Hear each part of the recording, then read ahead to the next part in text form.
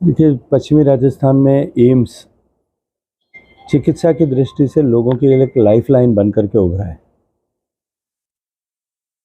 और अभी निरंतर इस बात का अनुभव कर रहे थे कि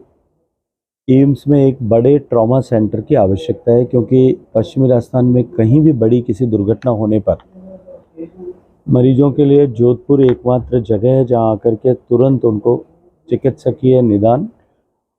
और स्पेशलिटी ट्रीटमेंट उनको मिल सके। इसके चलते पिछले लंबे समय तक प्रयास किया था और उसके कारण से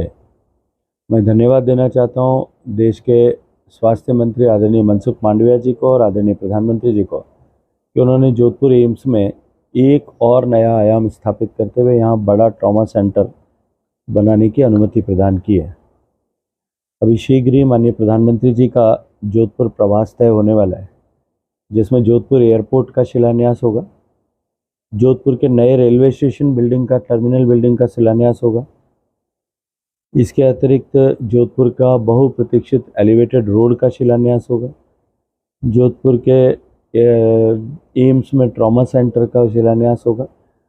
रेलवे में जो डबलिंग हुई है, जो इलेक्ट्रिफिकेशन हो रहा है, इसका उद्घाटन होगा। इसके अतिरिक्त बहुत सारी परियोजनाएं जो भारत सरकार ने बनाई हैं, माननीय मोदी जी ने पिछले 9 साल में अपने सेवा, सुशासन और गरीब कल्याण के निमित्त भारत में जो इंफ्रास्ट्रक्चर डेवलप किया है,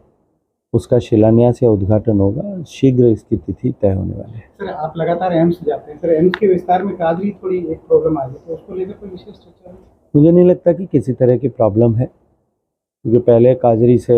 एम्स को 100 एकड़ ज़मीन मिली थी, बाद में विस्तार के लिए और आवश्यकता थी। मैंने अपने पिछले टेन्योर में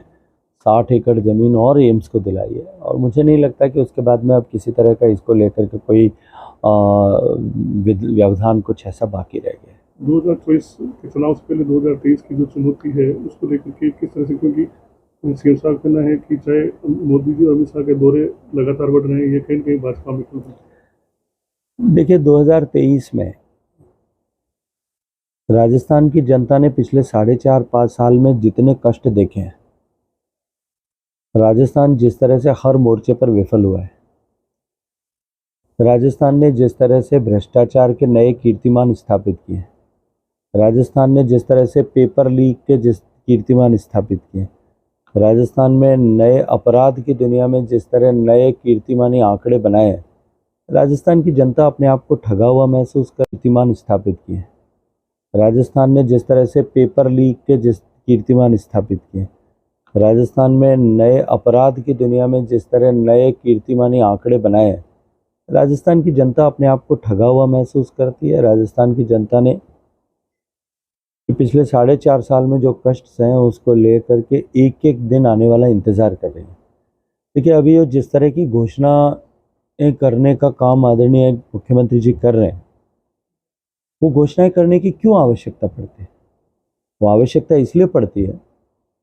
कि उनको अब ये समझ में आ गया है कि 4.5 साल में जिस तरह से उनके कुशासन और कुव्यवस्था के कारण से जिस तरह के हालात बने, अब राजस्थान की जनता उनको सर्वथा नकारने वाली है और उस डर से उन्होंने इस तरह की अब ये घोषणाएं करके, जिनका कोई आधार नहीं है, जिनका कोई बजटरी सपोर्ट नहीं है, उन सबको करके और राजस्थान की जनता को एक बार लुभाने की कोशिश की है, लेकिन ये कोशिश नाकाम होगी। और 2023 के चुनाव में भारतीय जनता पार्टी की सरकार बनना उतना ही अवश्यंभावी है जितना अवश्यंभावी यह है कि कल का सूरज पूरब से उदय होगा। तो जो 2000 देखिए, भारतीय जनता पार्टी केवल चुनाव में काम करने वाली मशीन की तरह काम नहीं करती। निरंतर समाज से जुड़े हुए विषयों पर लेकर के, निरंतर समाज की आवश्यकताओं और उनकी आवश्यकताओं की प्रतिपूर्ति के लिए, चाहे सत्ता में हो या सत्ता से बाहर, निरंतर उसके लिए काम करते हैं। कार्यकर्ताओं का संगठन का व्याप बढ़ाना, संगठन की ताकत बढ़ाना, संगठन के आधार पर चुनाव लड़ना, ये भारतीय जनता पार्टी की प्रक्रिया है। मुझे लगता है कि जिस गति के साथ में भारतीय जनता पार्टी अभी काम कर रही है, चाहे वो सरकार को सड़क पर घेरने से लेकर के अपने संगठन की विभिन्न गतिविधियों के माध्यम से संगठन के पैनेपन को और बढ़ाने के लिए आने वाले चुनाव जो है, उसमें भारतीय जनता पार्टी के कार्यकर्ता और भारतीय जनता पार्टी के कार्यकर्ताओं के बल पर पार्टी अब की बार ऐतिहासिक बहुमत से सरकार में आने वाली है। जोधपुर को 2 जिलों में बांटने की जो प्रक्रिया जयपुर में विरोध शुरू हुआ, क्या जोधपुर मुझे लगता है दुर्भाग्यपूर्ण है, अविवेकपूर्ण भी है, अनुचित भी है और अनावश्यक भी है। केवल अपनी राजनीतिक लाभ के लिए जिस तरह से, देखिए, नए जिले बनाना उचित है, जिले होने पर शायद कुछ लोग फायदा होता होगा, लेकिन जिस तरह से जिले बनाए गए, जिस मानसिकता के साथ बनाए गए, जिस प्रयोजन के साथ बनाए गए, जिस तरीके से बनाए गए, ये अत्यंत निंदनीय है। केवल अपनी कुर्सी बचाए रखने के लिए इस तरह से व्यवस्थाओं को छिन्न भिन्न करने का काम, ये कुकृत्य की नहीं, पाप की श्रेणी में है।